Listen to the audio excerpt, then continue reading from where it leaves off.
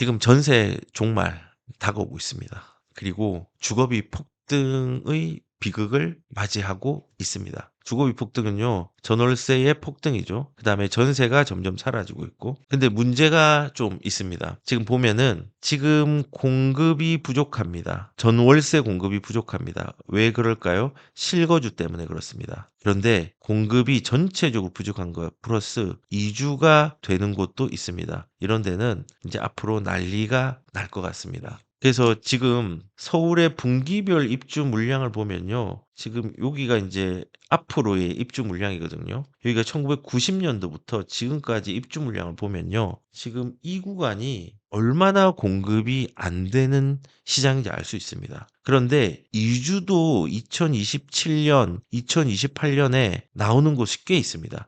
이 이주와 공급 부족 현상이 결합되면요. 최악의 전월세 시장이 됩니다. 그 음마 아파트 3,100가구 움직이면요. 이게 2028년으로 예정되는데 조금 더 늘어나겠죠? 연쇄 이주가 되면은 진짜 전월세에 대한 자극들이 굉장히 크게 일어날 수 있습니다. 그래서 여기 보시면요. 제가 이거는 이제 경기도권은 이제 멤버십에서 좀 할 생각인데 광동구도 이주가 있고 그다음 노원구도 2027년, 28년도에 이주가 있고 동작도 지금 현재부터 이주가 있고 영등포, 용산구 요런 데도 이주가 있습니다. 요런데 지금 지역별로 보면 이 빨간색이 공급이 부족하다는 거거든요. 공급이. 좀 심각하지 않습니까? 2027년도와 2028년도에 공급이 초과하는 데가 여기 성동구, 성북구가 간헐적으로 있지만은 2028년도 되면은 부족해집니다. 없습니다. 전부 부족합니다. 그리고 이런 이주들이 이렇게 일어나잖아요. 이런 단지들이. 이주들이 일어나면은 이것 또한 굉장히 심각합니다. 전월세.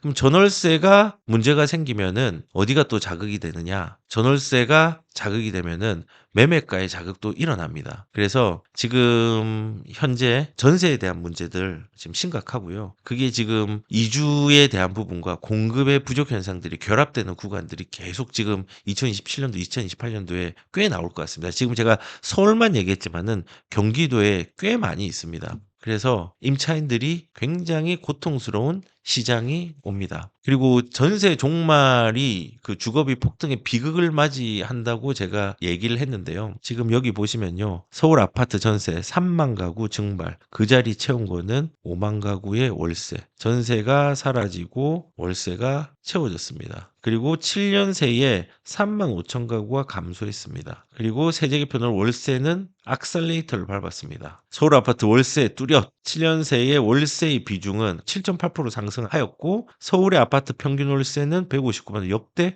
최고치를 기록합니다. 그리고 전월세 포함해서 전월세 상승률은 1.7로 4년 만에 또 최고입니다. 그런데 이거 가속화됩니다. 전세가 사라지고 월세도 올라가는데 전월세는 가격 올라가지만은 매물들은 줄어들고 있습니다. 둘 다. 그리고 비중은 월세가 더 많아집니다. 그러면 주거비는 많이 올라가겠죠. 그렇습니다. 그래서 2021년보다 월세가 34만 원 더 올랐고 경기 인천도 평균 100만 원이 넘어갔고 서울 전세는 5억 3천에서 6억 2천으로 갔고 공급 부족이 지금 있는 상태에서 아까 말했던 2주까지 겹치고 공급 부족은 이러한 상황이니 지자체별로 따져보니까는 물량들이 한없이 2년 동안 이력하고요. 2029년도면요. 이때도 절벽이 옵니다. 근데 2030년도에 착공을 한다고 합니다. 2030년도에 착공을 하면은 우리가 공백이 또 5년이 더 있습니다. 4년에서 5년. 왜냐하면 물량이 나오려면 4, 5년 기다려야 되잖아요.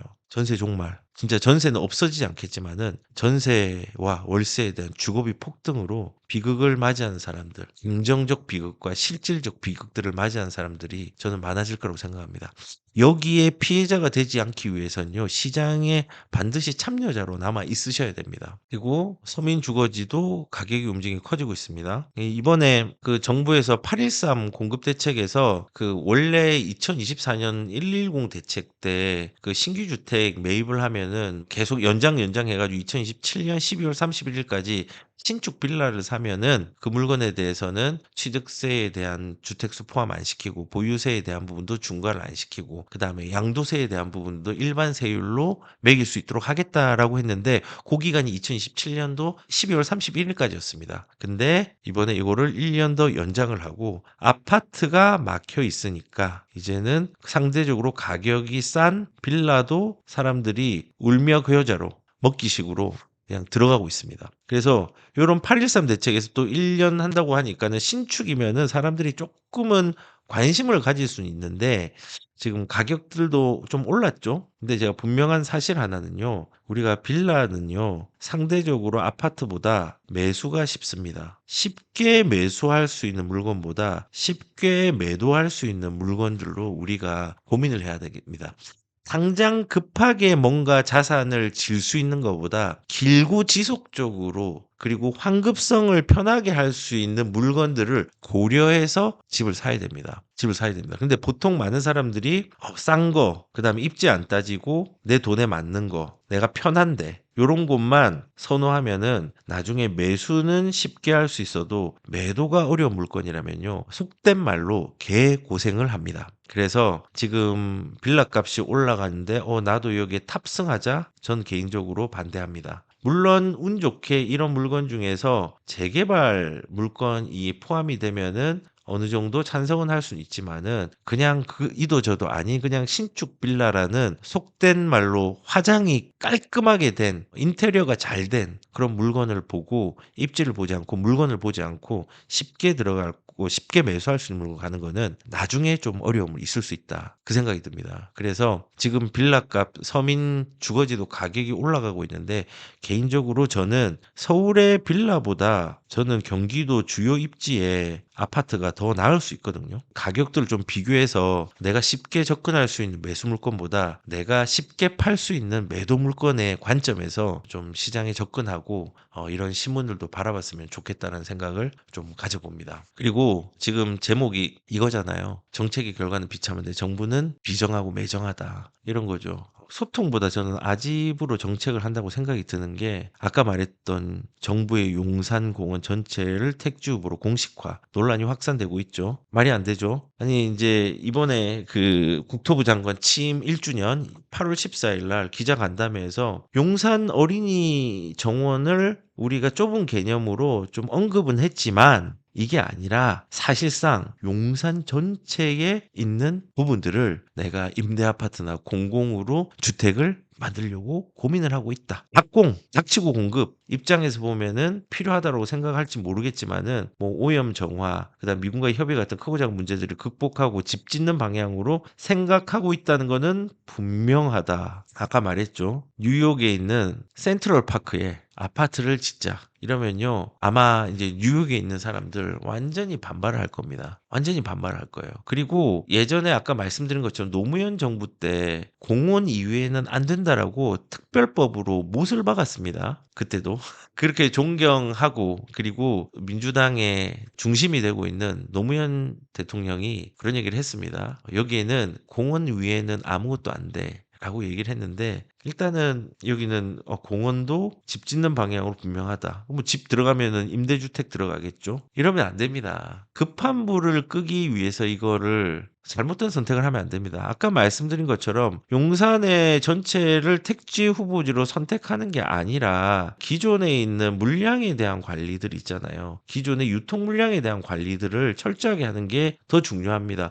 이거는 막아놓고 신규로 물량을 계속 찾는 것 자체가 사실은 안타깝고 그리고 용산공원은 상징적인 의미가 있습니다. 뉴욕의 센트럴 파크가 허파 역할을 하는 것처럼 용산을 보시면요. 우리 서울이 이렇게 되어 있잖아요. 별 모양으로 되어 있잖아요. 한강이 이렇게 흐르고 딱 용산이 여기 중심에 있습니다. 중심에. 그리고 이 중심에서 한강과 인접하게 딱 여기가 용산공원이 있단 말이에요. 이 중심의 중심을 임대주택으로 채워놓고 공공주택으로 채워넣는 거. 그리고 겨우 미국에서 환원 받아왔는데 요거를 그냥 아파트를 그냥 때려 짓는다? 이거는 국가적 손실입니다. 국가적 손실. 사람들이 모이고 삶의 질을 누릴 수 있고 도시의 어떤 좀 상징성들을 좀 유지할 수 있도록 하는 것도 좀 중요하다 생각합니다. 근데 그거를 무시하고 그냥 임대주택 넣는다. 근데 거래가 될 수 있는 물량들은 규제를 하고 있고 그런 겁니다. 그래서 지금 저는 소통보다 아집으로 정책을 한다라고 생각하는 게